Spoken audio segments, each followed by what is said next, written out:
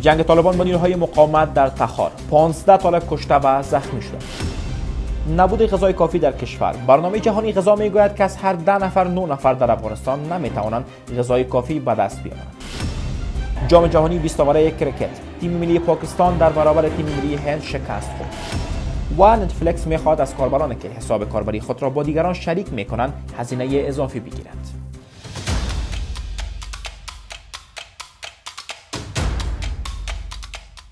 سلام و وقتتون بخیر. به خبرهای ساعت 10 با من شکیب رحیمی از آماج نیوز خوش آمدید. منابع محلی در تخار از درگیری نیروهای جبهه مقاومت ملی با جنگجویان طالبان در این ولایت خبر میدهند. این درگیری ساعت 1 پس از شاشت روز یکشنبه اول اقرب در روستای تگاب میان شهر ولسوالی ورسج رخ داده است. با گفته منابع محلی درگیری زمان رخ داد که شماری از نیروهای جبهه مقاومت ملی با جنگجویان طالبان که سوار بر یک اراده رنجر بودند روبرو شدند. منابع محلی مدعی‌اند که در این درگیری 9 طالب کشته و 6 طالب دیگر زخمی شدند. طالبان در تخار هنوز در این مورد چیزی نگفتند. گفتنی است که 2 شب پیش نیز ساختمان قماندانی امنیت طالبان در ولسوالی دشت قلعه تخار آماج حمله نیروهای جبهه مقاومت ملی قرار گرفت. برنامه جهانی غذا میگوید که از هر 10 نفر 9 نفر در افغانستان به غذای کافی دسترسی ندارند و خانواده‌ها قادر نیستند برای فرزندان خود غذای صحی فراهم کنند.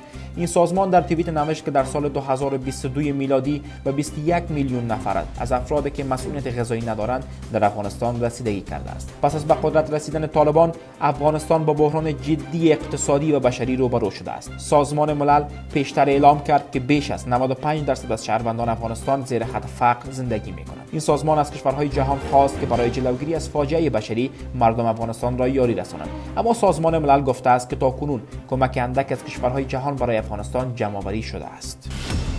تیم ملی کرکت هندوستان در چارچوب رقابت‌های جام جهانی کرکت 20 اوره تیم ملی کرکت پاکستان را با تفاوت 4 ویکت شکست داد.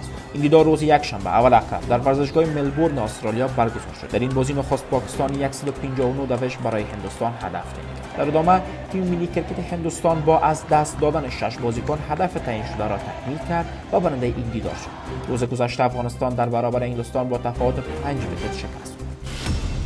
نتفلیکس قصد دارد در اوایل 2023 میلادی رسما هزینه‌ای را برای کاربران وضع کند که رمز عبور حساب کاربری خود را با دیگران شریک می‌کنند. این شرکت پیش از این از مشترکینی که چند نفر از یک حساب کاربری استفاده می‌کردند هزینه اضافی نمی‌گرفت. نتفلیکس در سراسر جهان بیش از 222 میلیون کاربر دارد. این کمپانی تولید و پخش فیلم در نامه‌ای که برای سهامداران خود ارسال کرده از قصدش برای وضع هزینه برای کاربرانی که رمز عبور خود را با دیگران شریک می‌کند سخن گفته است. این شرکت میگوید مشترکینی که میخواهند با شریک کردن رمز عبور خود با خانواده یا دوستانشان ادامه دهند میتوانند برای آنها حساب‌های فرعی بسازند و با ایجاد هر حساب فرعی هزینه اضافی پرداخت کنند.